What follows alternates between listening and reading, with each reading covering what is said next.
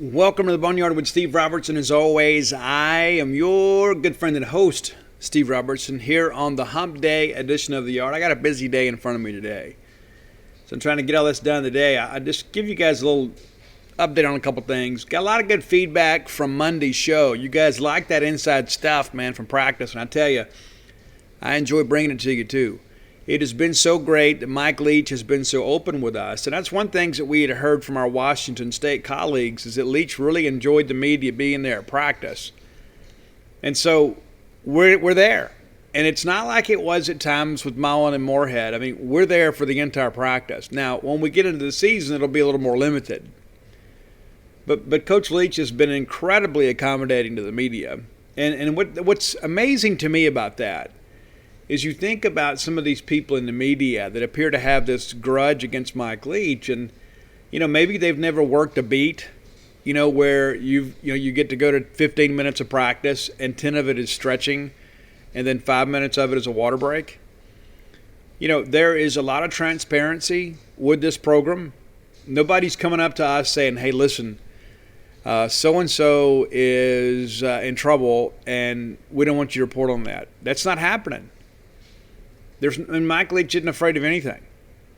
It's pretty apparent. And so, yeah, we've been able to go to practice. I missed a little bit of today's practice. I actually had an accident yesterday. Nothing serious, but had an accident, kind of hurt my foot. And so I went out there and gashed my foot, and then I got it cleaned up, and I bandaged it up, and I went to practice on Monday. And by the time I got home Monday night, I was in a lot of pain. So got it all bandaged up. Thankfully, I married a nurse, and so she can kind of handle all that stuff. So she advised me to stay off of it as much as I could. But you know me, I'm a soldier, man. I can't just not go. So I went out there to practice. I had a chance to talk to coaches and players today, and we got a big group. Again, it goes back to this whole thing about transparency. We had 6 interviews today, 2 coaches, 4 players. Wasn't always like that. Not always like that. And there are a lot of schools out there that aren't given the access that Mississippi State's given. It's like, I think about this stuff when I read the comments over on Gene's page.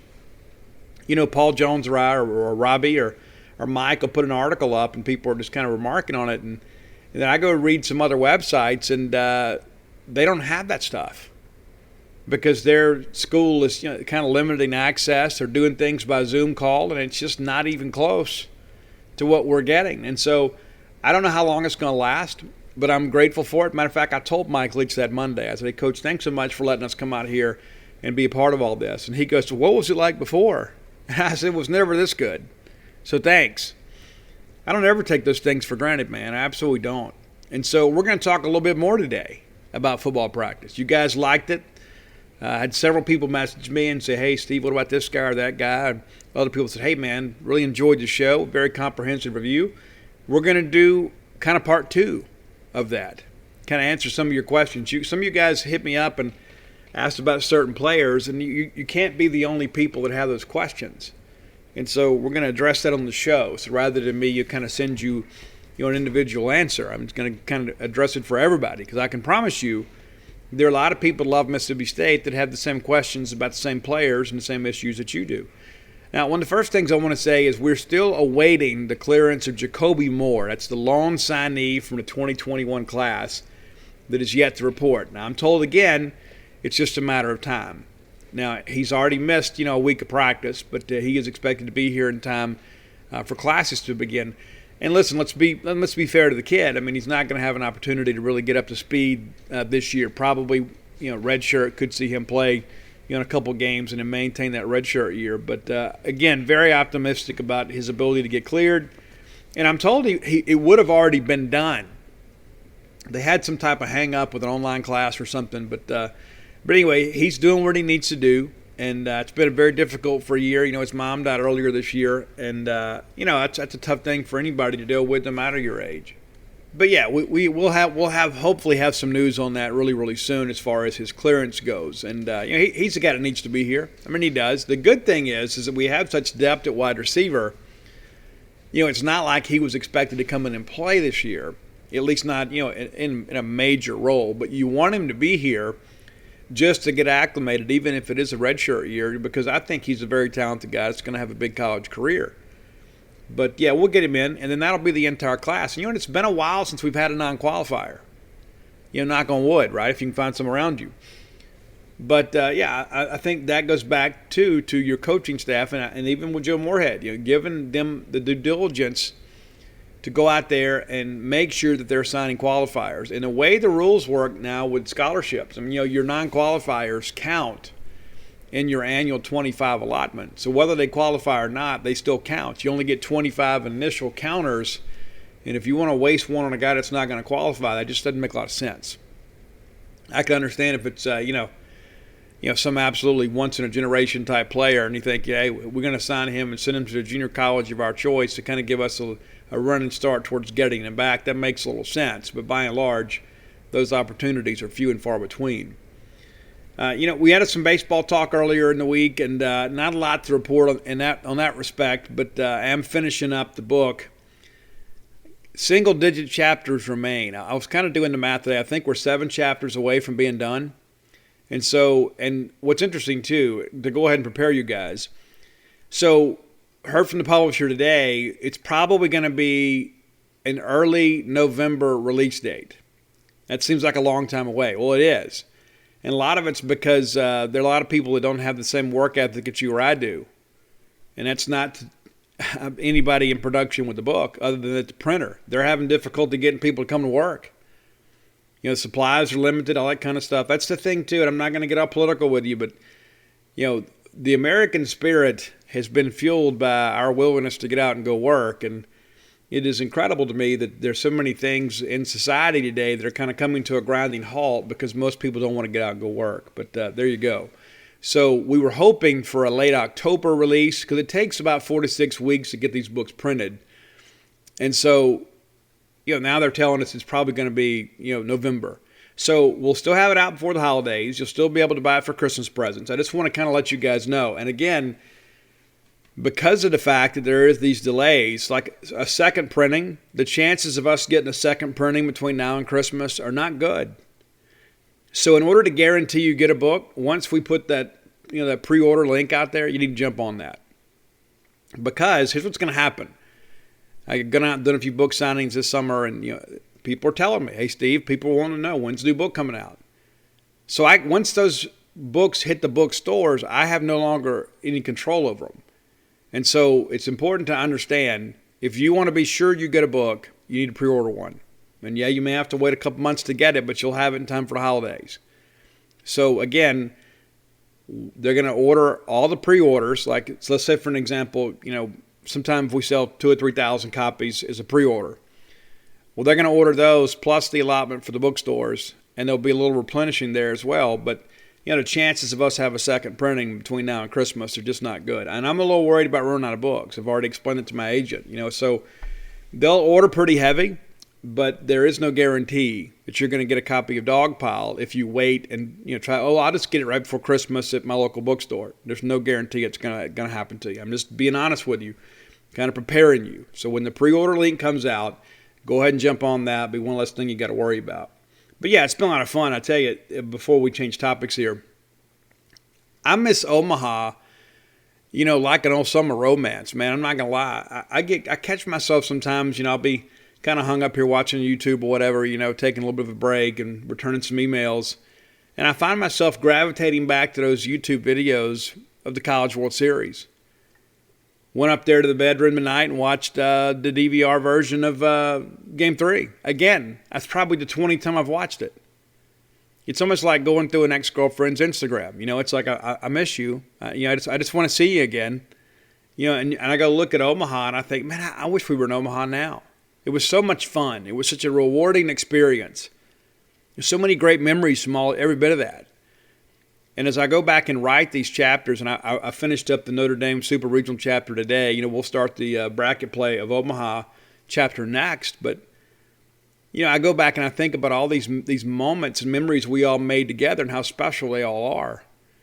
And it's a real privilege to be able to kind of recapture those and relive those for you guys. And, of course, there'll be some new material that you guys aren't privy to at this point. Some really great behind-the-scenes type interviews. It'll be wonderful. But, it's just sometimes I pinch myself And I I get up and I go to my, chest of drawers and I dig through there, make sure my national championship shirts are still there to make sure it all wasn't a dream. It's remarkable that we live long enough to see this. I mean, it really is. I mean, you think all those years, it was always, well, maybe next year. Well, maybe next year. And even this year, we get swept by Arkansas, and there was a lot of us. That's kind of how we felt. It's like, you know what? We're not even the best team in the SEC West. So how are we going to go win the SEC? How are we going to go win at Omaha? We're not even the best team in our own division. And some of our own fans suggested that Ole Miss is better than us, even though we've dominated that rivalry, basically since its inception, with the exception of, a few years in the early 2000s, and we kind of were spinning our wheels a little bit. A lot of people out there will tell you, Mississippi State's this, Mississippi State's that. Hey, Mississippi State's the national champions. All right, you put some respect out there when you talk about us. And so I get excited about it all over again.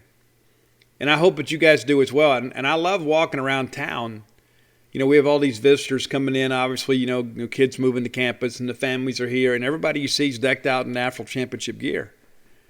It's because it matters. And that's a conversation Chris Lamonis and I have had recently. Even when we were out in Omaha.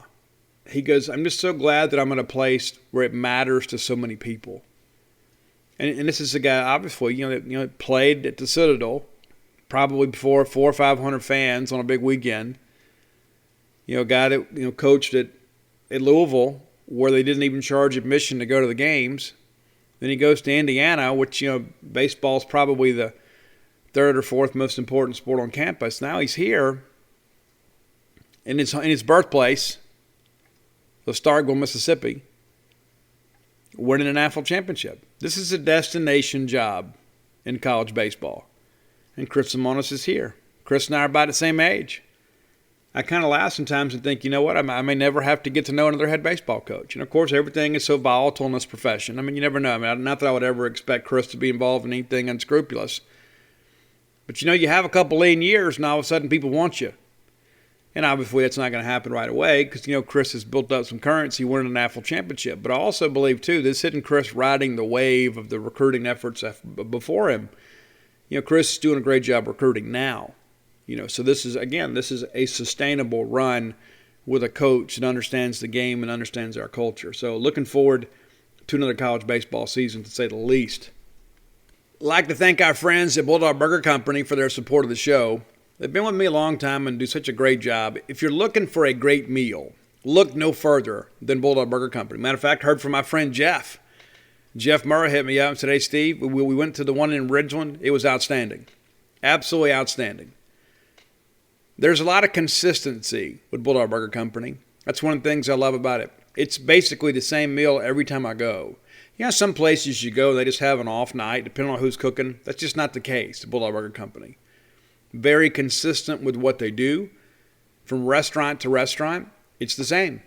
It's one thing that people say, well, Steve, I like to go to the national restaurants because there's some consistency. I've been an eat local guy, I guess, for 30 years now. I try not to go to the franchises. I try to go to local places, people that are invested in the community. That's exactly what you're going to get with Bulldog Burger Company. These people aren't some fly-by-night company. They make good decisions. They provide a good product at a good price, great atmosphere. It's a great place to work, great place to eat.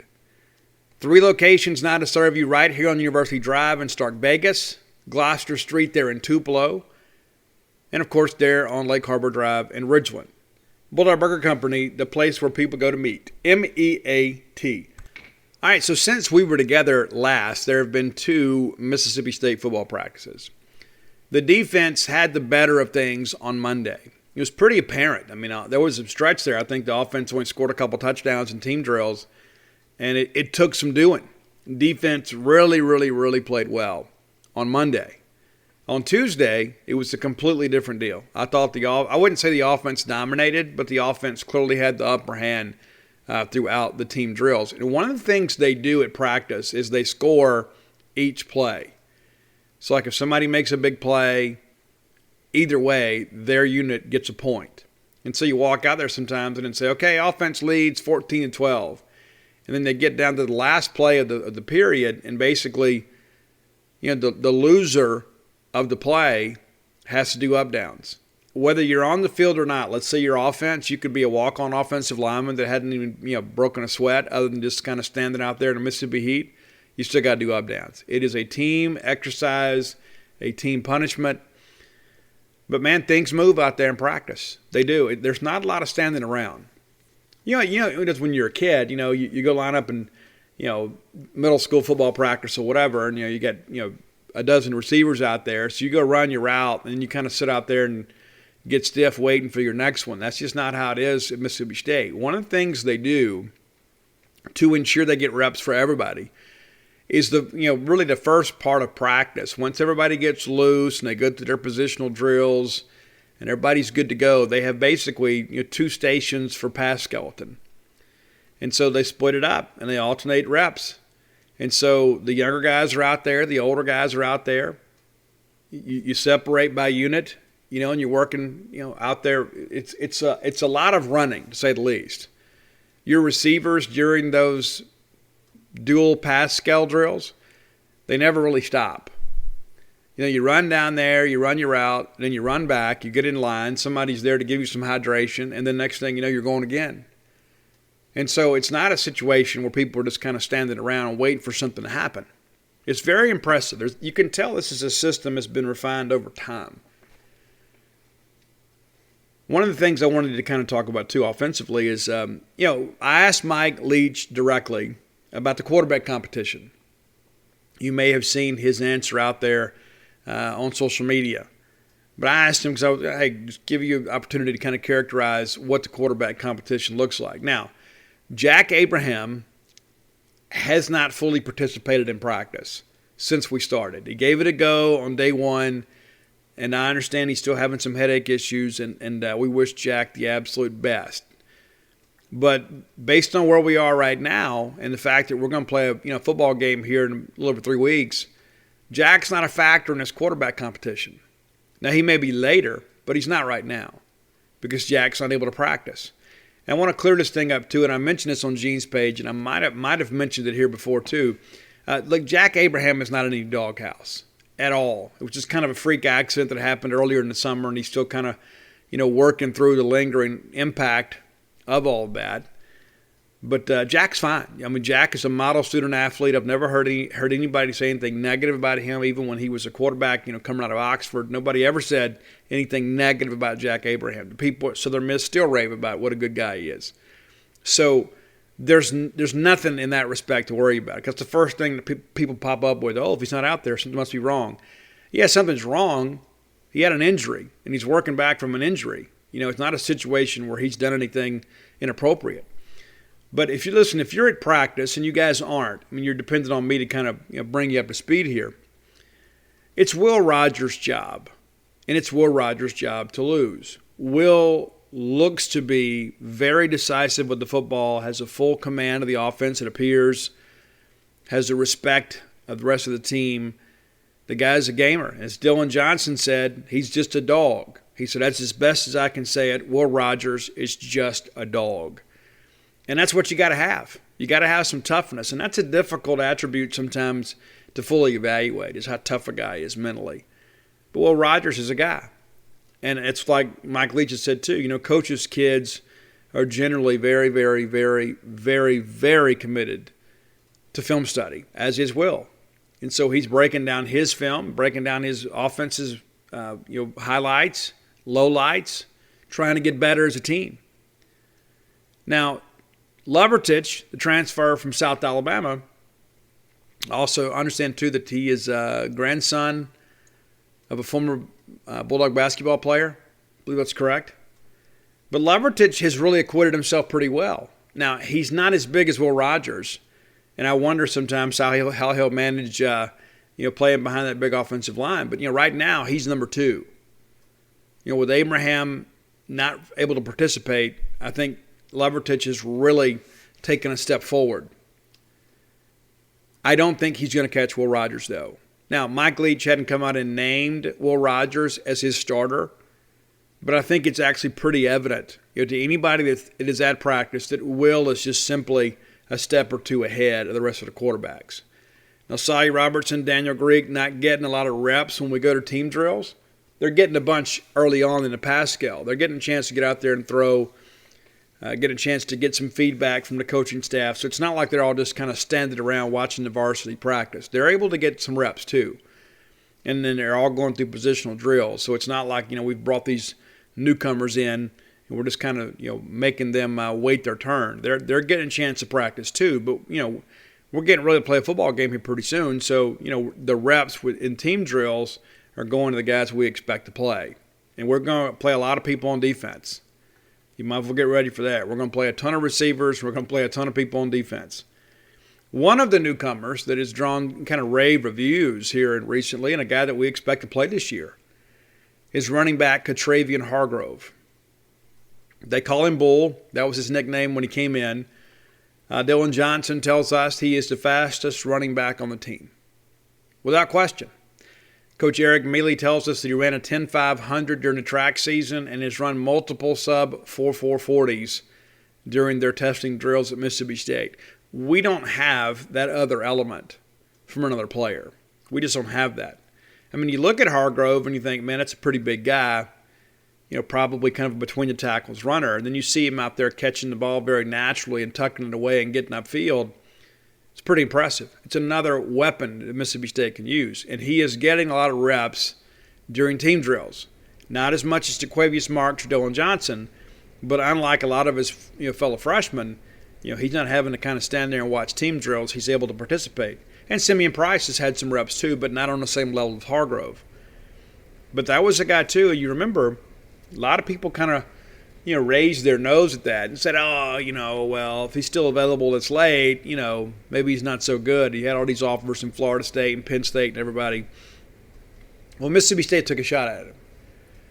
Eric Mealy, basically decided, listen, we've got a best available spot left on offense. We got a chance to get a 4-star running back. Yeah, he was a little bit dinged up, beginning of his senior year. Didn't have that same level of burst he did as a junior, and that caused some other schools to pause. Well, we already had a couple freshman running backs, so we didn't have to have a running back. So it's kind of a luxury for us. If we get him and he can't play, well, then you figure it out. But it's not a guy that you were expecting to play. You know what I'm saying? It's not like you went into that class thinking, okay, we have to take a running back this year that can come out and play for us next year. That wasn't the case. And, of course, you had Simeon Price lined up, so you felt like you already had your running back spot filled. So Hargrove, in many respects, is kind of a luxury pick for us. And now you get him here, and he is the talk of the running back room. That's a win for Mississippi State. That's a win for Eric Mealy. You want to know why Mississippi State's only taking one running back in this class? That's why. It's because you went out and got Simeon Price, who, according to Eric Mealy, showed up 215 pounds. So he showed up looking like a running back. And this is a guy, too, that played a lot at wide receiver. So, the catching component to his game is already there. That's a skill set that he has already kind of refined a little bit. That's a skill that he kind of brings with him. And that's one thing, too, Mike Leach had told me. One of the surprises when he first got here is that a lot of these guys didn't know how to catch. And so you go out, and now you're recruiting guys that demonstrate that in high school. And that's kind of what Simeon Price is. And even, Bull Hargrove out of Ruston, he was a guy, they were able to swing it out there to him too. The guy has really good hands. And typically, outside of your quarterbacks, your running backs are your best athletes on the high school level by design. I mean, you put your most explosive guys there in the backfield because they're going to touch it the most. And nobody touches the ball more from a skill point of view than the quarterback does. But, your best athletes a lot of times are running backs. And so you go out and get a couple of guys like Simeon Price and Ketravian Hargrove, and all of a sudden you begin to upgrade your talent level in the running back room. You know what you got in Jaquavius Marks, and they tell me he's gained 15 pounds of muscle. Both Dylan Johnson and Eric Mealy both said he's a lot more powerful. He always ran with a little power, but you guys noticed from experience, last year there were a lot of times Marks would have one guy to beat and he couldn't do it, or he couldn't power through an arm tackle. Maybe he says that's happening now. Now he's doing a much better job because he's really committed himself. He joked around and said he called it his Iron Man suit. Dylan Johnson's actually trimmed up a little bit. So you got Marks bulking up and Johnson trimming up. And Marks is a little more powerful as a result, and then Dylan Johnson is a little more elusive as a result. So you've got a group that's very dynamic and very committed to working to get better. It's exciting. I mean, it really is. I don't want to overhype these guys. I'm not going to. I'm just going to tell you what I see. And I'll be honest with you. I still think we're probably an 8-4 football team. Over and under is probably 7-5. But I have been encouraged by what I've seen in practice so far. Now, I'm not going to go out there and change my projected win total.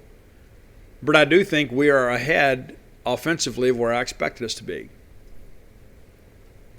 Wide receivers have been good. I think Gym sessions and sweaty summer activities are back, which means more funky smells in your clothes because sweat leaves behind bacteria that causes those hard-to-remove odors. Clorox fabric sanitizer products are ready to zap the stink out of fabrics in your home by getting rid of 99.9% of odor-causing bacteria. Eliminate odors in every load or sanitize fabrics between washes with one of our fabric sanitizer products. Search fabric sanitizer at Clorox.com to learn more. When it counts, trust Clorox. Use as directed.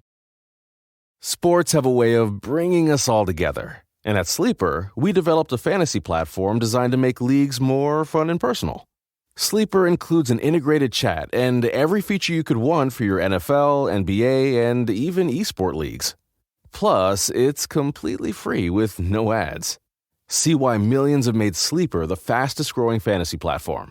Download Sleeper on the App Store or Google Play today. Everybody at some point has shown some flashes. Mekhi Polk has probably been the guy that catches your attention the most because he does make a lot of very dynamic and acrobatic catches. But there are some times, too, that he kind of disappears. And granted, we've had, 4 or 5 days of camp in a row. So at some point you need a day off to kind of freshen legs a little bit. But, he does a great job of making the contested catch. He is a guy in the red zone that just simply finds a way to get open. He has great releases. He's able to get open right off the line more times than not. I don't know how you could play off coverage with him. I think you need to get inside and put your hands on him and kind of get him off his routes. Because if not, he's going to make you look silly. And I think at this point he is probably the best receiver Mississippi State has outside of Jaden Walley. And that's being as complimentary to Polk as I can be because we all know what Jaden Walley can do. Austin Williams, not as explosive as those guys, but very knowledgeable and obviously very dependable. But when I look at that front four, I think, you got Malik Heath out there. We all know what Malik can be. It's just a matter of will he reach his potential this year. If he does, it's going to be a great year for Mississippi State. But I think Mekhi Polk right now, if we're out there picking teams, that's the first guy I'm picking among the wide receivers. I'm going to pick that guy that can go outside the numbers and make that acrobatic catch because he can really elevate. He's got a great catch radius, very good after the catch. I like him. I don't know if we have anybody else like him. And I've shared that with you guys before. I just don't know that if we have another receiver with the same set of skills that Polk has. Jameer Calvin has done some nice things. Of course, that's a Washington State transfer. A little bit smaller guy. The thing that impresses me about him, though, is the effort that he plays with. You can tell this is a guy that is familiar with the scheme. He's not having to go out there and second-guess himself. He knows what he's supposed to do. Even though he's moved from outside to inside, he's playing H for us. He's in the slot. He's an inside receiver for us. He was an outside receiver at Washington State, but he's very very acquitted to go run this thing. He understands it. But again, when you go out there and you look at the effort that he practices with, it's kind of a contagious type deal. The younger guys see that, and they begin to think, oh, hey, this guy's going to take my spot if I'm not careful. And I think Jameer Calvin probably feels like he's got something to prove here. But I've been very impressed with him. And so I like the additions at wide receiver. I like what we're seeing kind of the returnees as well. I think that group has gotten better. I think we've recruited ourselves into a much better situation with the wide receivers in the 2 years that Mike Leach has been here. Sometimes we forget that he had a hand in that first class too. Even though Joe got the majority of it signed in December and Leach is very complimentary of the job those guys did to get that class in the boat. Well, we kind of added some guys late, including some wide receivers. And, we got some guys. Antonio Harmon, I haven't seen him out there. I understand that he's got medical issue that they're working to correct. Not expecting him to play much this year anyway. He's a guy that'll get up to speed. But, again, you see that guy walking around Starkville, and you know he's a football player. You absolutely do. But I do like the group. I think offensive line-wise that, it's a mixed bag some days. It's like you don't want the offensive line to win every snap, but you don't want them to lose every snap either. And I thought on Monday, defense won up front, and I thought on Tuesday, offense won up front. Now, here are my concerns about the line, okay, because I'm not a Pollyanna, contrary to popular belief. I feel good about Charles Cross. I know some other people all you can get, the only image in your mind is Sam Williams bull rushing him, and you forget the fact that Sam made 2 tackles, the whole ball game. But yeah, Charles Cross had to get bigger and stronger. We all knew that, and that play was evidence of that. That Cross needed to get bigger and stronger, and he's done that. Now there are a lot of people out there that have a first-round grade on Charles Cross. Now to date, he hadn't played like a first-rounder. He hadn't, and again, a lot of that goes back to being a little bit light in the britches a little bit when he got here. He had to find a new playing weight in order to compete in the SEC. Footwork is great, real good use of his hands. He has, the athletic potential to play football for a long time. But there are some people that expect him to be a first rounder. A lot of people out there have very positive grades about him. But, he has got to take the next step. There's no doubt about it. Then you've got Cam Jones sliding over there to play left guard. And I love the move. I think Cam Jones is a very, very physical player. I think the guy's very grateful to have an opportunity to play at Mississippi State. Now you got LaQuinston Sharp at center. Now, you may not know this because you haven't been around him much. LaQuinston Sharp is a mean dude on the football field. He absolutely destroyed Sherman Timms today. And that's no slide on Sherman. That's just part of football. Everybody gets got at some point. But, Q saw a chance to kind of deliver a blow, and he did. And it was legal. But is he going to be able to handle the snaps? I mean, there are some times that I watch and I just kind of wonder a little bit, is he going to be quick enough to get the snaps back and get his hands up? We'll see. Cole Smith's been running second team at guard and some at center. He did a little bit of that both last year for us. So you've got some options there with him. Dollar Bills run some at right guard. And then you've got Scott Lashley out there at right tackle. Now, the right side concerns me a little bit. Dollar Bill played some early last year and just kind of hit the wall physically and just was exhausted. Just simply couldn't go. And so now you slide him in to play right guard, and as I told you guys before, I feel like that's where his future is. But, he's got to develop some stamina. He's got to be able to hang in there and play, 65, 70 reps in pass pro. And listen, Scott Lashley is a guy that I've been a fan of, since he was a sophomore. Matter of fact, the first person that ever interviewed Scott Lashley was me. Drove all the way up here from the West Point and saw how big he was and was very impressed because, I think at some point in my career, I think I saw every 5'10" center in the state of Mississippi. But I get to West Point and I see, hey, this guy's a big-time guy. Watched him mature, then watched him go sign and go play at Alabama. Now, listen, there are a lot of really good football players that aren't going to play at Alabama. But Scott Lashley didn't play much at all over there. And so, is he doing a good job at right tackle? Yeah, he's doing okay. He is. But the guy doesn't have a lot of college reps under his belt. And so those are the kind of things that kind of concern me a little bit. Carson Williams ran second team at right tackle today. That's the junior college signee from Mississippi Gulf Community College. And so he's kind of emerging and kind of making some plays. And, we've got, Albert Reese and they're playing some at right guard with the second team. So you've got some big bodies out there that are kind of learning and building some depth behind them. But it would be easy for me to say, and I don't want to throw a wet blanket on everybody's enthusiasm, but Charles Cross is the only player on the offensive line that is going to start at the position he did last year. That's something to really think about. How long does it take to build some chemistry and some cohesion within that group? So, yeah, you've got some guys who've got a lot of snaps. Cam Jones, of course, started some games last year at right tackle. LaQuinton Sharp has started some, at guard for the last couple of years, going all the way back to 18 with Tommy Stevens in a New Orleans Superdome, or whatever they're calling it these days. He's got a lot of snaps, but not a lot of snapping. Then you got Quatravius Johnson, dollar bill. He's a guy, too, that was a 4-star, offensive lineman out of Greenwood. We've had very high hopes for him.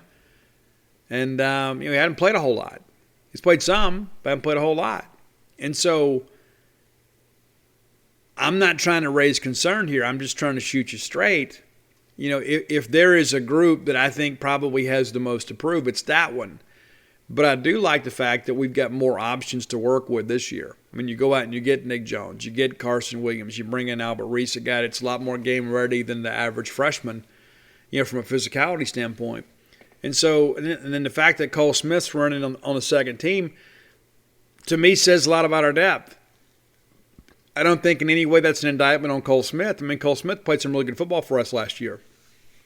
So I think we have some depth. It's just a matter of, making sure that we've got the right 5 on the field at all times. And so we'll see how things progress. But, I could see that being a unit that needs a couple of weeks to kind of work out the kinks.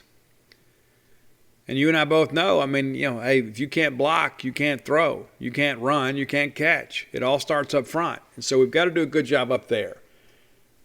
But by and large, I do think offensively we have taken a big step forward. And again, Tuesday's practice, the offense as a whole was much better. Much better.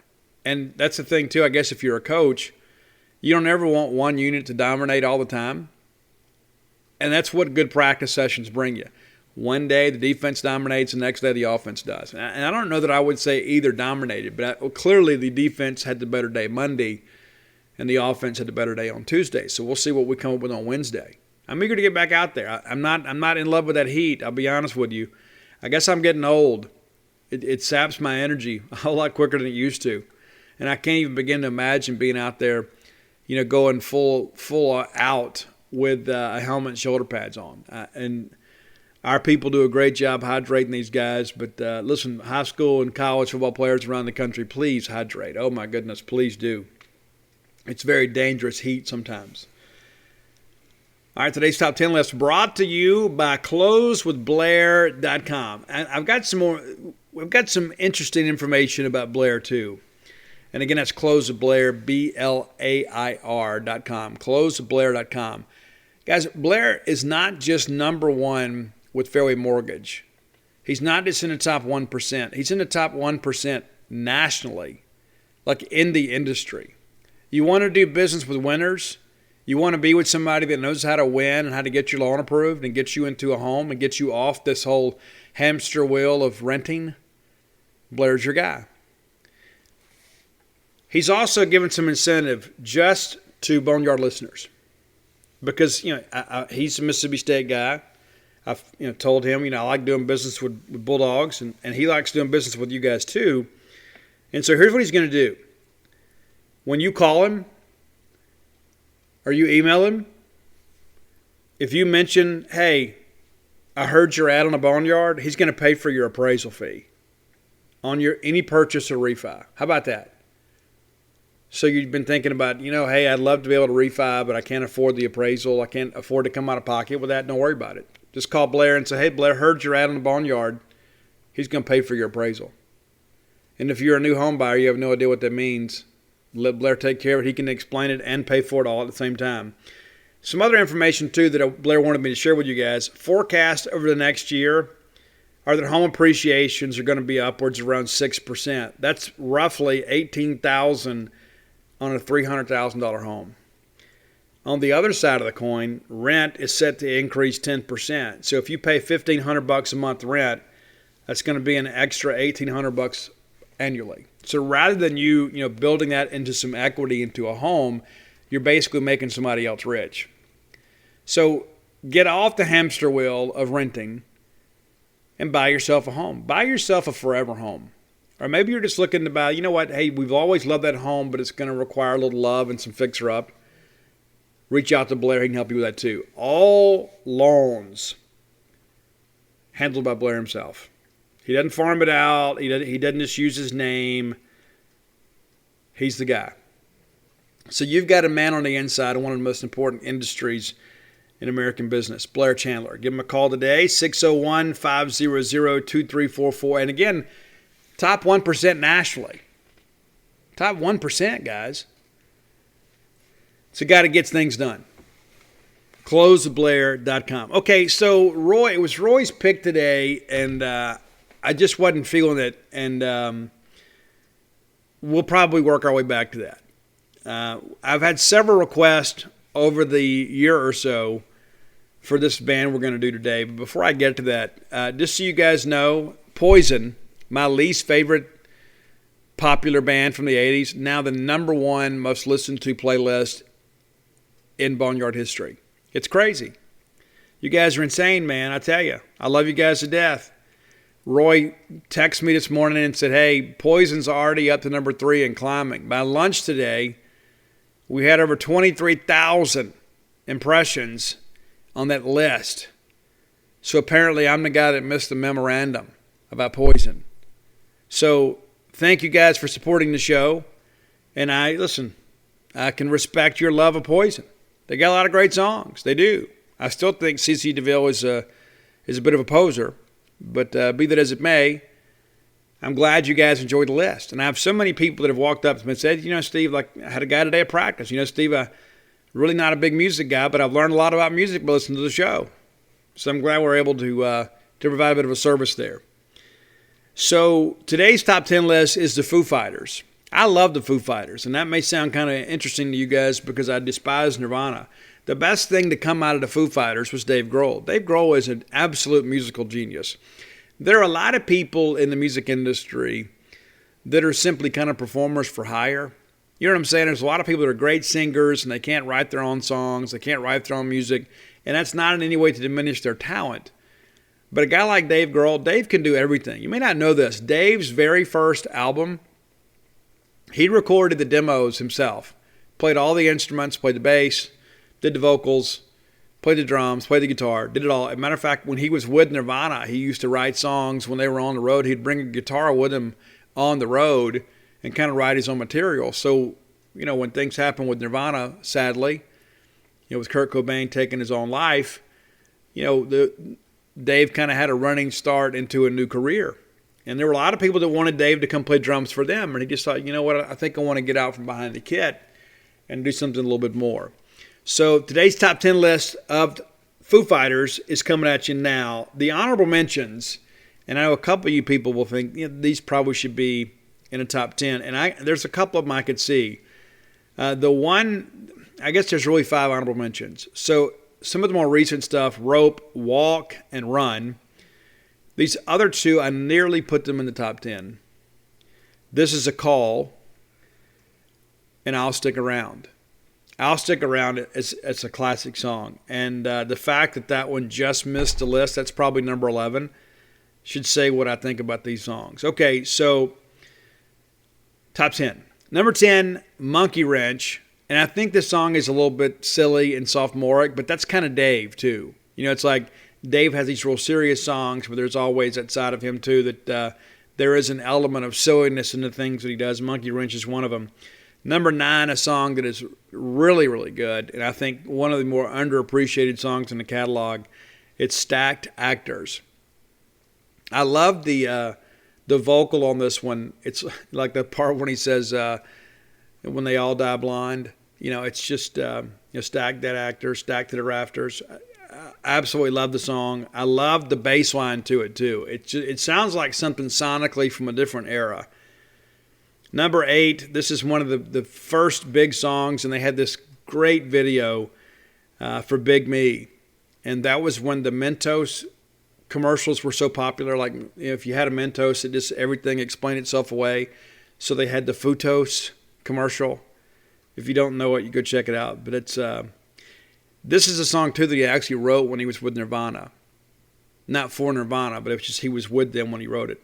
Number 7, and I think this has been like in every major motion picture involving teenagers for the last 20 years, but it's my hero.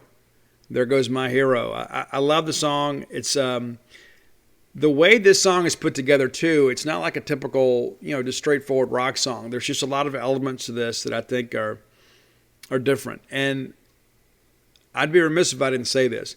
I really think when Taylor Hawkins joined the band with Foo Fighters, and that was still very early on, I think Taylor brought a different edge. I think that he is such, a complimentary musician to Dave. I think, number one, it frees Dave up not to have to worry so much about percussion. But I think they're just kind of like brothers in arms. I think Taylor Hawkins makes Dave Grohl better.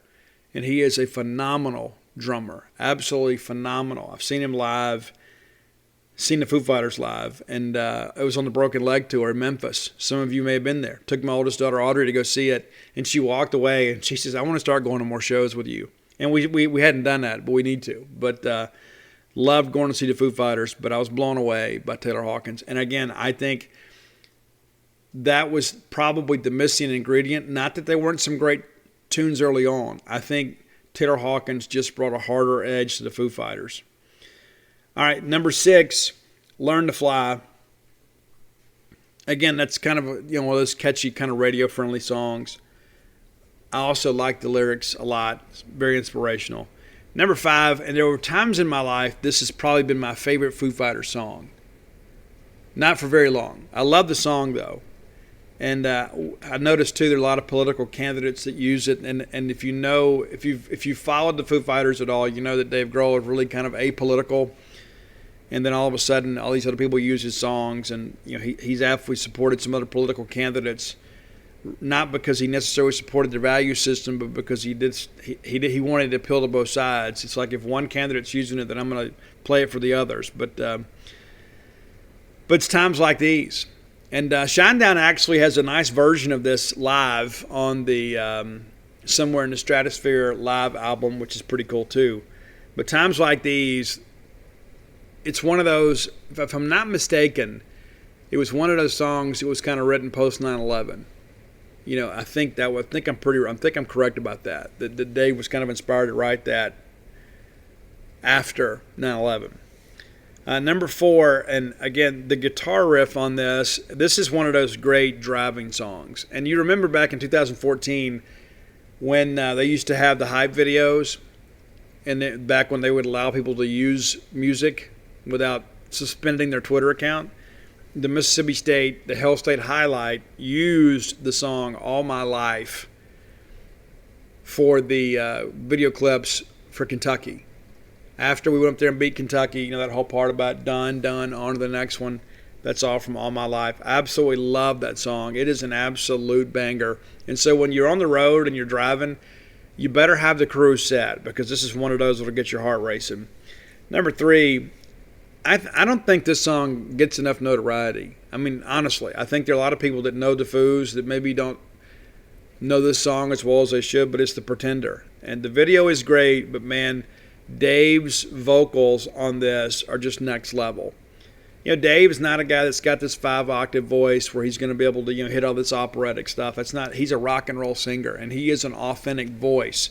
And there's so many people out there that are using auto-tune and all these computers and things like that. And Dave, of course, goes and records an album completely on analog where they play everything live just because he is talented enough to pull it off.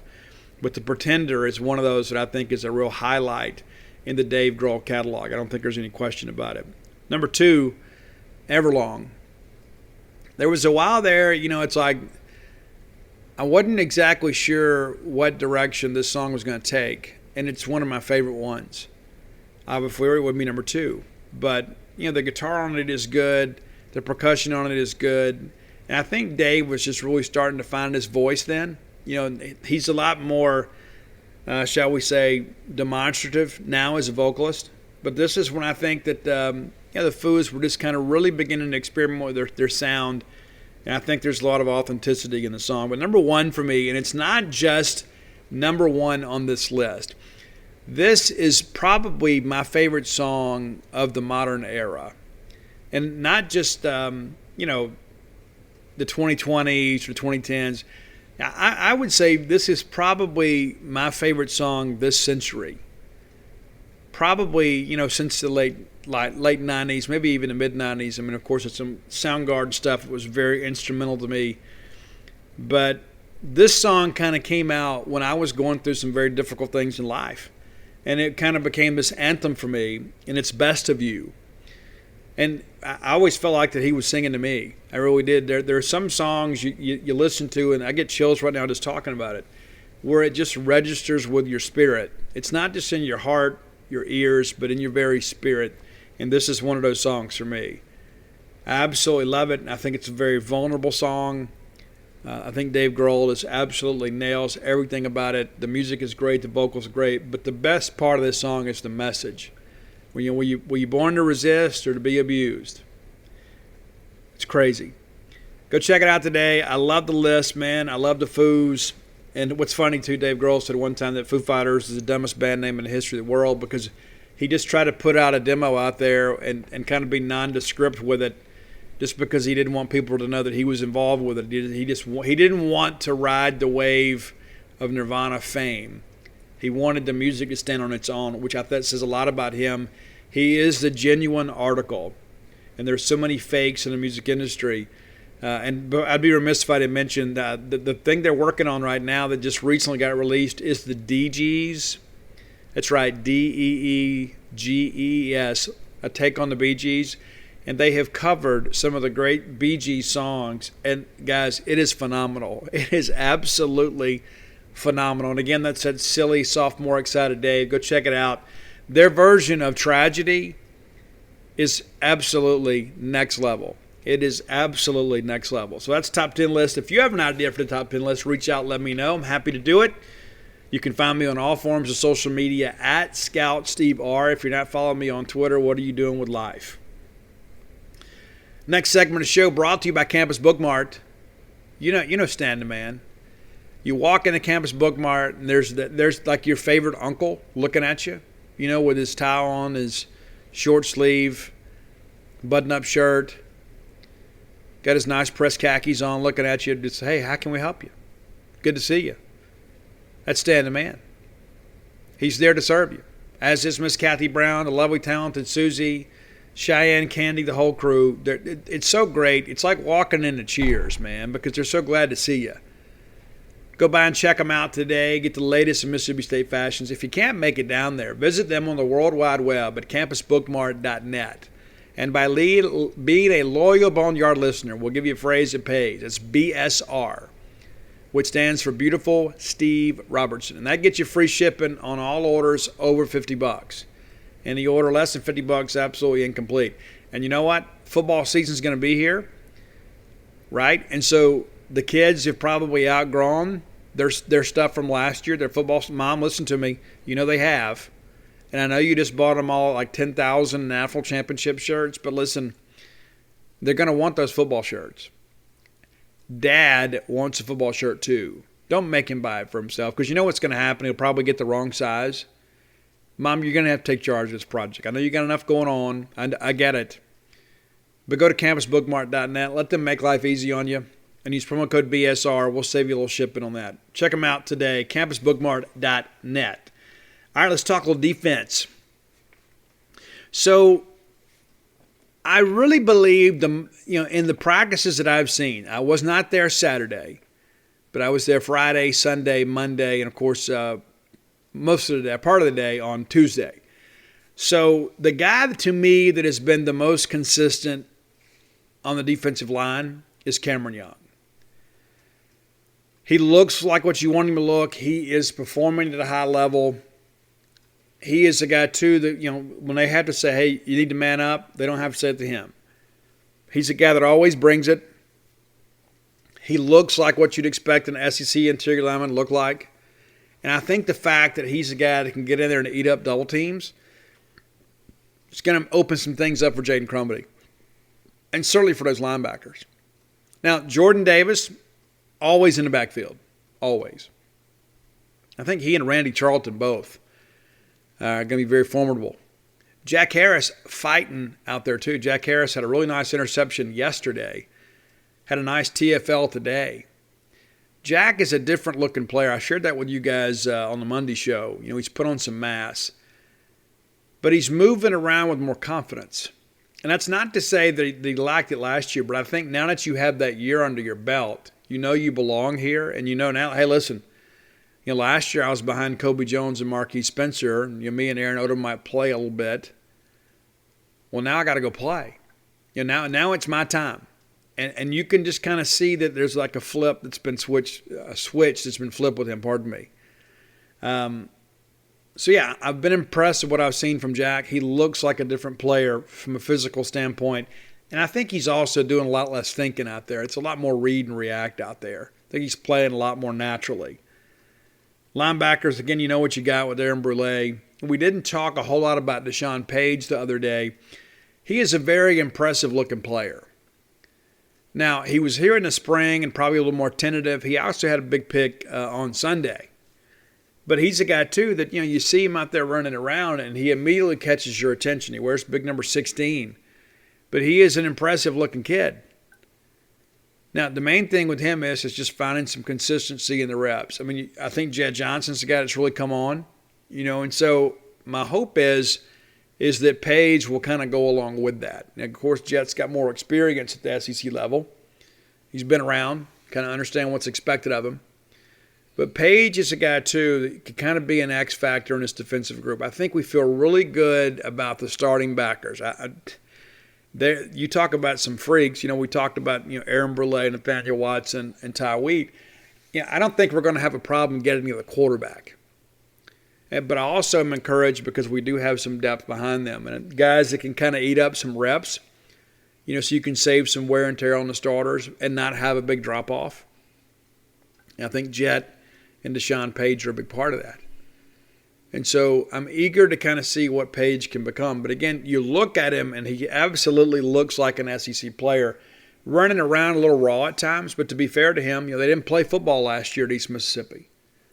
And so, he's had basically a year off. And it's one thing to, work out and get out there and do 7-on-7 stuff. It's another thing, when the whistle's blowing.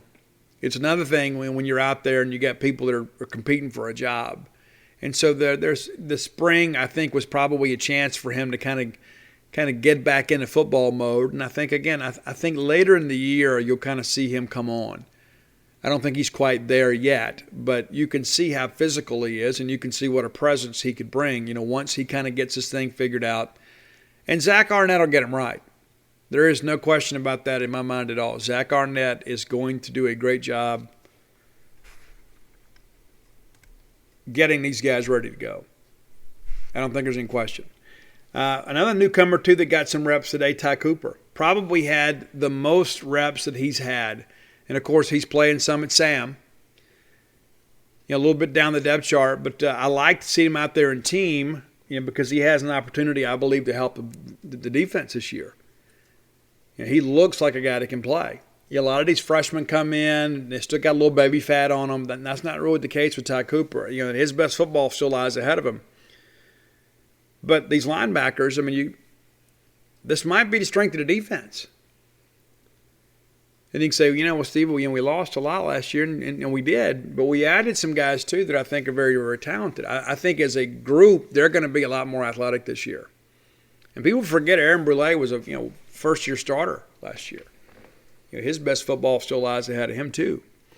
We had a chance to speak to Jason Washington today, too. That's the Mississippi State safeties coach. Of course, he and Tony Hughes share that responsibility.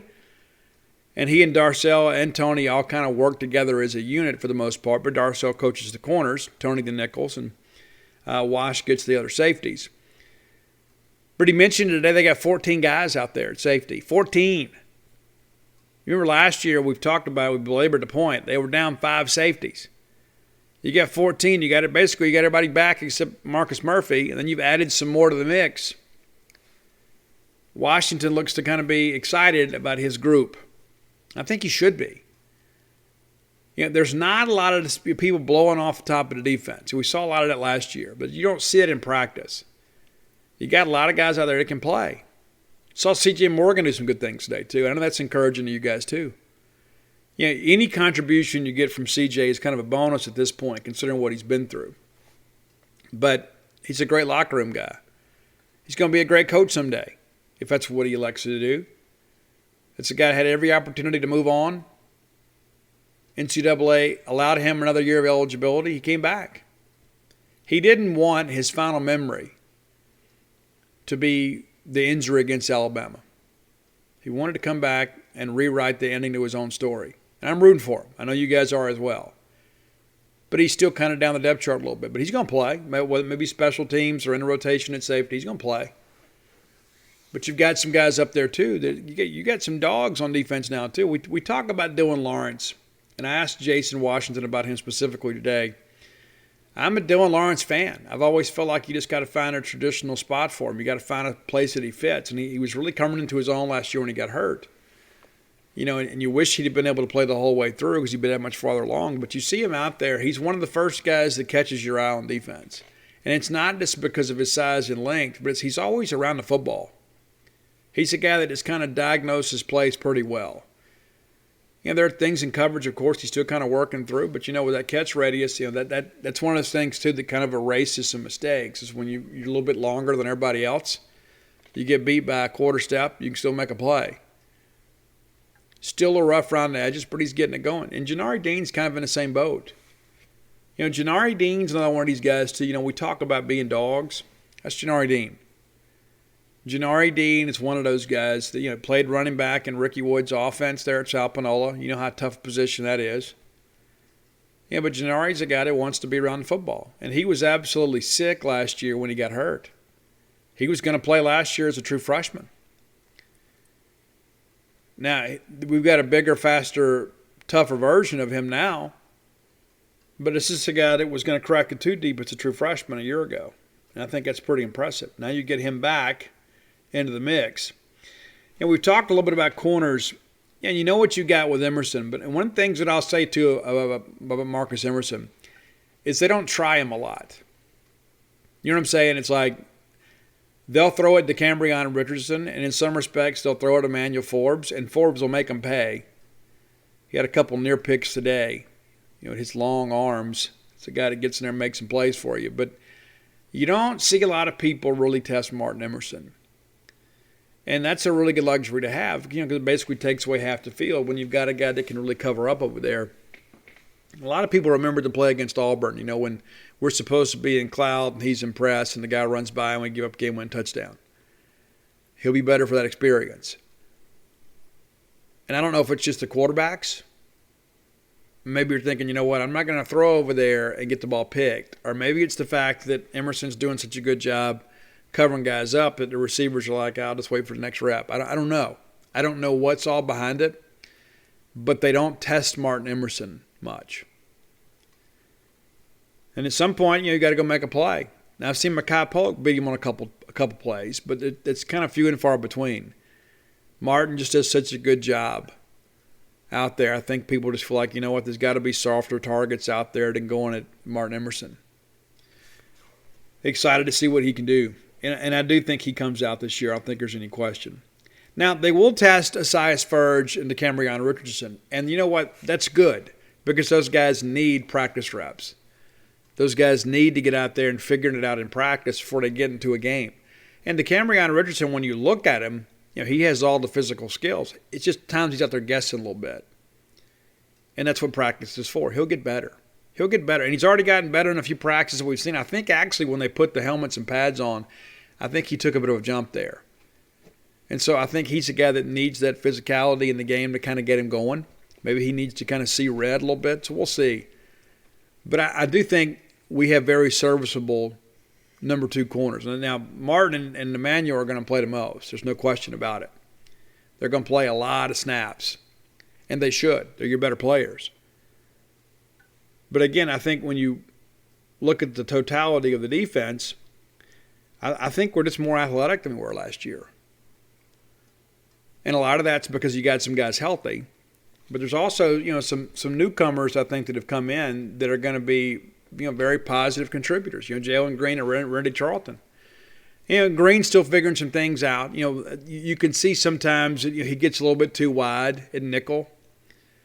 You know, that's a guy that's used to playing outside the numbers. You know, so it's going to take some adjustment to kind of figure out where to stand, that kind of stuff. And Washington spent a lot of time kind of correcting them to, hey, what's your coverage here? What do you have? Where should you line up? And so that aspect of practice is still kind of going well. And the thing that I've noticed about Jalen Green, too, is you just don't see him really get elevated emotionally unless somebody does something great. You don't see him drop his head. You don't see him pouting. Even when he gets beat on something, he just gets ready for the next play. And so that's a level of maturity that you need in this league, to say the least. But again, you top to bottom defensively. I mean, people think about how good we were last year. We're more athletic this year. And when you've got Zach Arnett out there, the mad scientist out there, with guys that are bigger, faster, stronger, you would expect better performance from the defense, even though they were great last year. I think they're going to be that much better this year. I think defense is going to win us some games this year, too. I really do. And you go back and look at last year's games, they basically kept us in every game. Alabama's the only team that blew us out, at least defensively. We had a couple big turnovers against Kentucky where we kind of gifted them the game. But as far as somebody that's lining up and running over us, Alabama's the only team that did it. The only ones. Every other game, the defense played well enough for us to win. Every game. May have been some busts late. You know what I'm saying? Somebody may have made a play late because of the fact that we were playing, a career special teams guy out there at safety. We got beat on a play. With the depth we have coming back this year, hopefully that's not the case. But defensively, we look a whole lot more athletic. And we really do on both sides of the football, but I think it really stands out the most on defense. I think those guys really look like, SEC players. I think I'd let them get off the bus first. I don't think there's any question. A lot of guys on that team are going to be able to go out there and make plays for you. And the fact that there are so many athletes, it only adds to the level of competition. And competition makes everybody better. I mean, there's not going to be anybody play, any spot in that secondary or on that defense by default. There's going to be a guy just as good nipping at their heels trying to take that spot the entire year. The competition is going to rage on throughout the year. I don't think there's any question about it. And they want guys that can compete. That's one of the things that we've talked about here as of late is you want guys that can compete and you want guys that are tough. And it's not as physically tough, mentally tough, being able to kind of hammer and push through adversity. There's just no question about it. We have those attributes on this team. It's just now about getting guys in the right place and getting them all kind of committed to playing together. Kind of seeing how things go, once they get on the field and have an opportunity to play a real game against somebody that's trying to hurt them. And again, I go back to the fact that Mike Leach is letting us be out there to witness all this, and so we can share it with you. And I think that's great promotion for the Mississippi State football team.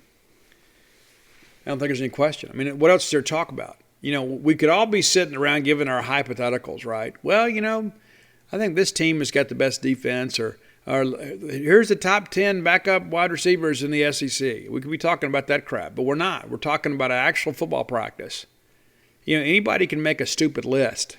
There's no special skill required to do that. Anybody can go. You can get on your personal Facebook and make a list of your top 10 running backs in Mississippi State history. Anybody can do that. I would rather talk about this than talk about that. That's not to say I don't have a list. I love putting lists together myself, and we've done some football-related stuff here. But there are a lot of people out there, and it's not their fault. They're not having this same level of access, so they're having to give you these stupid lists. Top 10 reasons why Mississippi State would beat, Alcorn. That's when we're at the bottom of the barrel, when we're having to come up with lists. It just drives me crazy. And so I'm so grateful, again, to Mike Leach for letting us be out there so we can bring you guys some real content. And it's not just me. It's the entire beat. Everybody's getting a chance to witness what's going on in Mississippi State. And so we, in turn, share it with you. And then immediately people say, wow, man, I'm getting all excited about football. Well, you should be. It's one of the best times of the year. But again, let's not get too far ahead of ourselves. Because this is a team, you still got some warts. I mentioned the offensive line. I mean, it's like, looking at the secondary, you feel really good about the corners. How do you hammer down that rotation at safety? You had some busts last year in the secondary. So how many weeks is it going to take for us to eliminate that? We've got to have good eye discipline back there at safety. Is there going to be a situation where Jalen Green, him playing the ball downhill, is that going to be an issue for him? We'll see. What's going to happen, when you don't have Errol Thompson out there calling the checks. So there's some things we got to figure out. Are we going to be able to generate some pass rush without having to bring a linebacker? Can we have, a defensive end get up there and go wreck the pocket for somebody? I mean, again, these are things we got to figure out. So I want to give you both sides of it. I want to say, hey, this guy looks good. This is a group that's got to get better. I don't know any other way to do it. I could sit here and take one side or the other, but I'm just trying to be as fair and balanced about this as I can be, just because I believe we're going to be a good football team. Are we going to be great? I don't think so. Not this year. I think we've got a chance to be great in 2022. When Jaden Wiley and Will Rogers and all those guys have got 2 years of experience under their belt in the SEC, and the fact that guys like Deshaun Page got a full year under their belt, back into real football shape, we'll have some guys go pro this year. I don't think there's any question. But I also think there's some other players that you look at that some of your favorite players you don't even really know yet. This time last year, nobody was talking about Jaden Wiley. Maybe Steve Spurrier a little bit. Yeah, the Wiley kid might be able to help us. Who knew that he was going to be what he became in 1 year in this scheme? And so there are going to be some other names that emerge for you guys, and you're going to begin to think, man, where did this guy come from? And the good thing about it is I think we have recruited well enough the last few years. And listen, we're not on the level with Alabama or LSU recruiting. We're just not. That's the reality of life. But I think we have recruited well enough that we can begin to kind of take some steps forward as a program, because I really felt like, and I think you guys would agree, and I hate to say this as brutally as I'm going to say it, but we were regressing under Joe Moorhead. We had lost our identity. We'd lost our edge. We didn't know what we were doing offensively. And Joe is a great offensive coach, but he had a tough time relating his offensive concepts to some guys that were recruited to run Dan Mullen's offense. And then he goes out and gets a quarterback that can't stay healthy. Goes out and gets his own guy, and then the guy can't stay healthy. And so there's a lot of bad luck involved, but let's just be honest. We were not a disciplined football team when Jim Moore had left here. And listen, I have said that on this show, and I even had some players get upset with me, and you know what? Okay. That's fine too, because you're probably one of the guys that got softer. But there's not that now. There's an edge with this team. There's an accountability with this team. And I think everybody that's around practice will tell you it's a different level of intensity than it was with Joe. I think a lot of Joe Moorhead, but I think Joe really worried about being liked. I can promise you Mike Leach doesn't care about being liked. He made the comment today, I guess it was yesterday, when Sokoloff asked him about, hey, what do you think about everybody picking you guys last in the West? And he goes, I don't really care about their opinion one way or another. I don't think I'll start with this. That's exactly what he should have said. It's not bulletin board material. Who cares what they think? Again, anybody can make a list. And if you knew some of the people making these picks, you wouldn't put any credibility into it at all. There's a lot of people that are lazy to make lists. Oh, well, this guy voted. I mean, let's think about this for a second. I mean, like the SEC preseason rankings by the media, like every year there is one guy that always votes for Ole Miss. That guy should be removed from the process.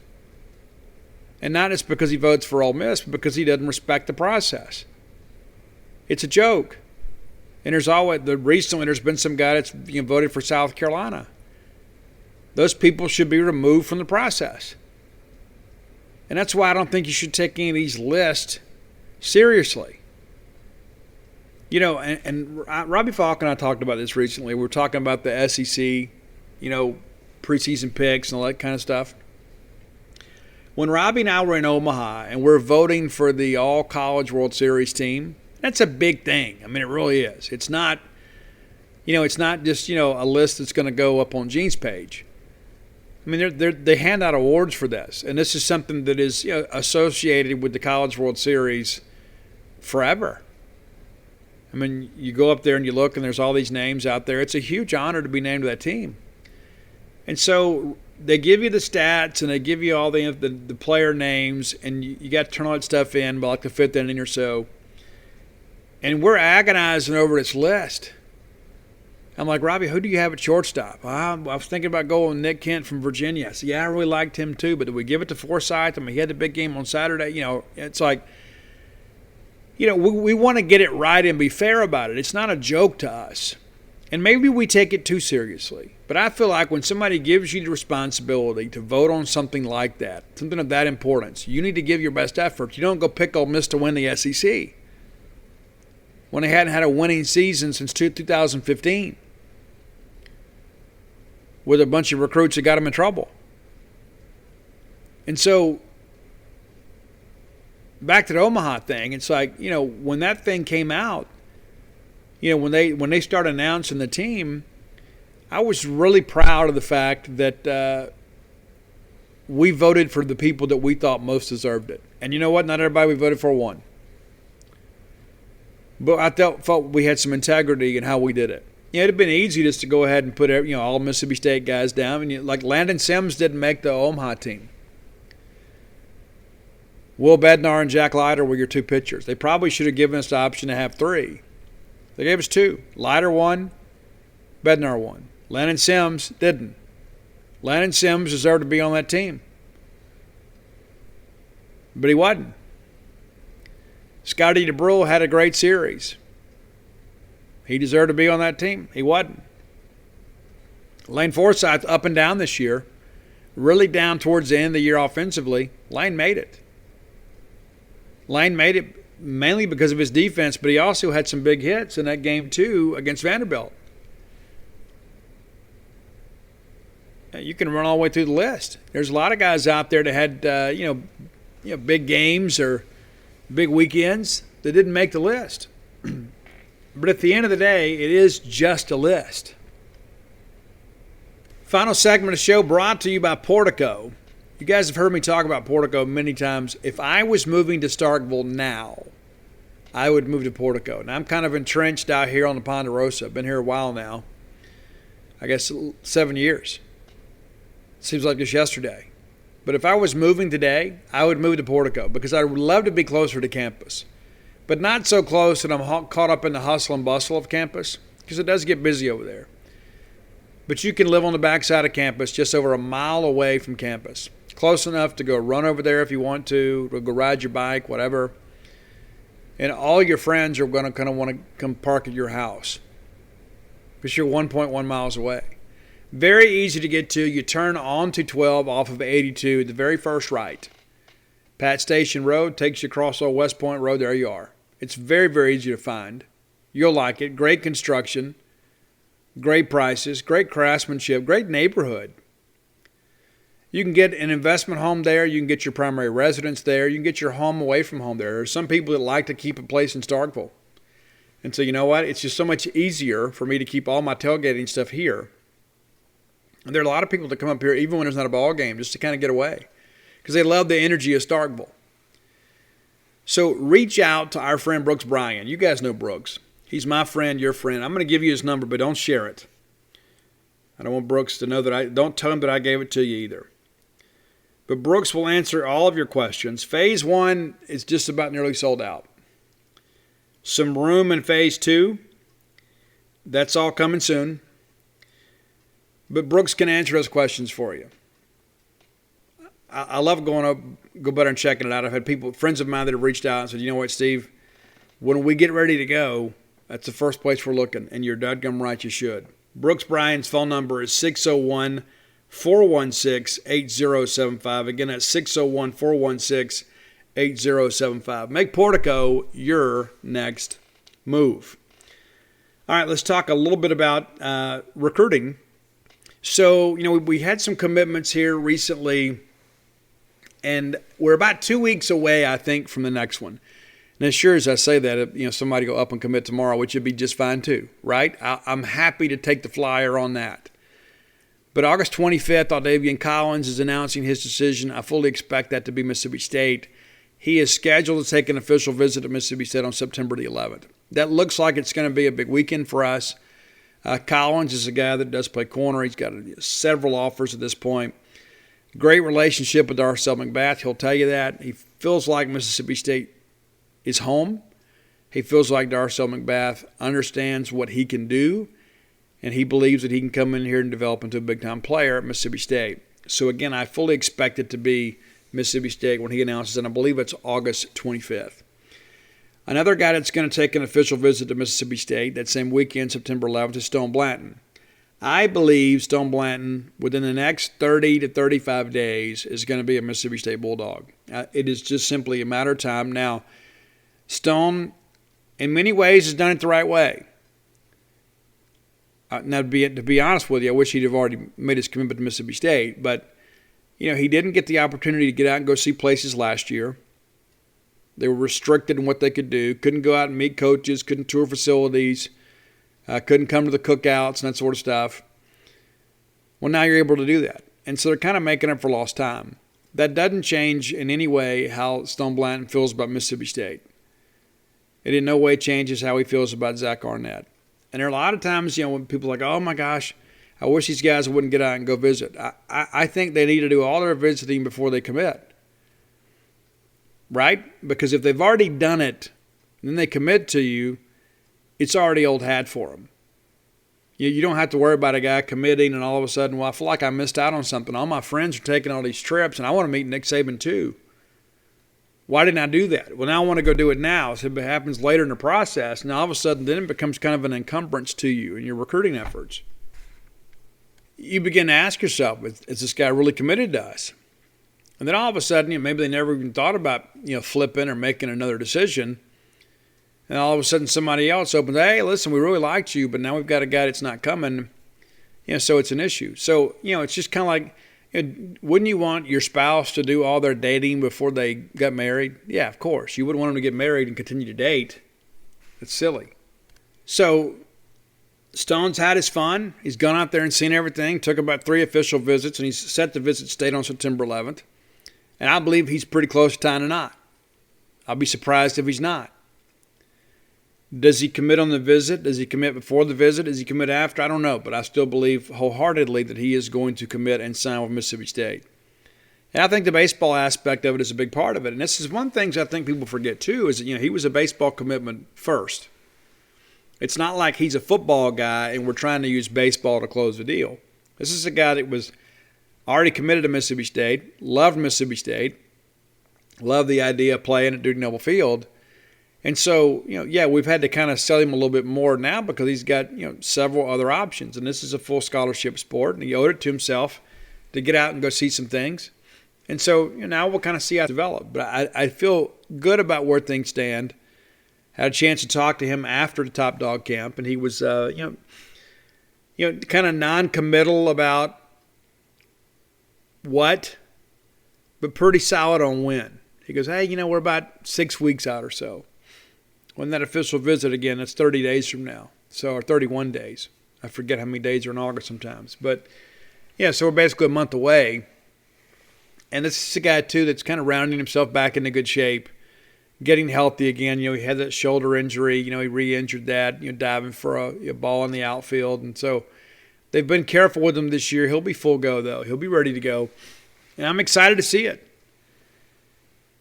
Now, you look around the rest of this commitment list here, and there's a couple guys I think you got to watch. Jordan Thomas is a guy that committed to Mississippi State, and he's seen his recruitment kind of blow up since then. Tennessee has been on him hard. I've been told the school to watch, that if Auburn really gets serious about him, that could be trouble, which is typically the case, right? I mean, it's so hard to go beat the home state school for a kid, so got to watch that. But so far, Auburn really hadn't really green-lighted him. And maybe it's because they feel like they can come back on him later. But, I don't know their needs over there. But I think it's interesting to say the least. But we'll watch him. Colin Griffin is a good friend of his. Colin came in, had a pretty good camp. I wouldn't say that he was, dominant by any stretch. But he more than held his own when he came in here. I think he did enough to stay committed. And I think that's a big part of things, too, because he and Jordan Thomas are very, very close. So he would have to have had a really bad camp for me to walk away from him. You know what I'm saying? I mean, really bad. Because if you do, it's probably going to cost you 2 players. So that's the thing you got to consider. That's what makes all this so complicated sometimes being a college coach. Is there a lot of other relationships out there that are very important players that may impact your relationship with other players. And so that's why I always got to be careful when you take the old package deal. We had a situation here several years ago where we were taking Nick Kyles and Jarvis Kyles, and then Nick Kyles signed with Alabama, and we got Jarvis. And, Jarvis played a little bit for us too, and then, Nick didn't qualify. But it's like, if you're going to sign the calf, you better get the cow too. We went through some of that too with Nick Brazel and Kendrick Market. We offered Kendrick Market thinking it would help us with Nick Brazel, and then Nick didn't have even half the career that Kendrick Market did. We got stuck with the calf, and the cow went out to pasture. And then Poke Dog had a great career at Mississippi State. He wasn't the biggest of kids. He was pound for pound one of the better football players on our team, though. Very intelligent guy. And to be honest with you, Bernard McKinney, if you're listening, and I hope that you are, we missed the adventures of Poke Dog. We missed the videos. There was all these videos, these unsuspecting videos when Kendrick Market was doing something, and B-Mac would catch him slipping and share it on Twitter for us to see. And we haven't seen those in a long time, so maybe we can have a reunion show of sorts. But you got to be careful when you take two. You absolutely do. You absolutely got to make sure that you want them both, because if you take one and then you drop the other, you end up losing both of them. And I don't know if that's going to be the case with Jordan or Colin, but when you get two guys from the same school that play in the same secondary, there is obviously going to be a relationship there. I worried about that a lot last year, with Tamar. You drop his teammate and you wonder what that means for him. But Tamar remained true Maroon. And he's here. He looks good. Got to gain some weight. But he looks good. And I think Nick Mitchell probably looks, of all the young linebackers, I think Nick Mitchell probably looks the best. I think he's a future Mike. But that's a situation there where your coaching staff, kind of navigated a difficult situation very well, with Tamar Rogers. And there were a lot of people that really thought, there's no way this kid's going to sign, and he did. And once he put his mind to it, said, hey, listen, I'm done. I'm still happy with Mississippi State, happy with Coach Matt Brock, and that was the end of it, the absolute end of it. And I think when you go look at this linebacker group today, you can see the real benefit of Zach Arnett and Matt Brock and see their work. And you see the caliber of players they're bringing in and what they look like athletically. And I think you think, hey, these guys know how to evaluate and these guys know how to recruit. It's an impressive-looking group of linebackers. And I don't want to belabor the point, but, when you begin to work through recruiting, you want to see the benefits of it. And there are a lot of people out there, the biggest headlines that certain players make are on signing day. And then all of a sudden reporting comes in. It's important to see, now that we've had a chance to kind of look at some of the newcomers, I think we've done really well. And there's only so much you can tell in the limited time that we see them, rep, team-type drills. But I think when you look, from a physicality standpoint and athletic standpoint, I think we've done really well. And one of the guys we hadn't talked about much, and we'll close the show with this, is Soggy Robertson. He hadn't done much with team, but he is out there working past scale early in the deal. And that guy can really play. I've had some players tell me he is special. And that's what you want to hear. And that's what his numbers suggest, that he is a special player. He is a huge, huge player. Only going to get bigger, too. Long, lean, athletic, spins the ball well, has a good touch on the football, can ram it in there when he has to. He's everything I think you'd want in a quarterback. And it excites me to think about the future. Now, the future is not now. He's not out there really competing with Will, for the starting job. Some people kind of suggested that's just that has not been the case at all. And again, that's not an indictment on either player's talent. But I think it's pretty safe to say that, Will Rogers is kind of the anomaly in the Mike Leach experience. He just doesn't play the young quarterback. And so I think Will's got a chance to play, multiple years here, but we'll see what happens, when Sawyer, has a full year under his belt with Tyson Brown. But he looks the part and he practices the part, and I think there's a lot to look forward to. Listen, I want to thank you guys, as always, for your support of the show.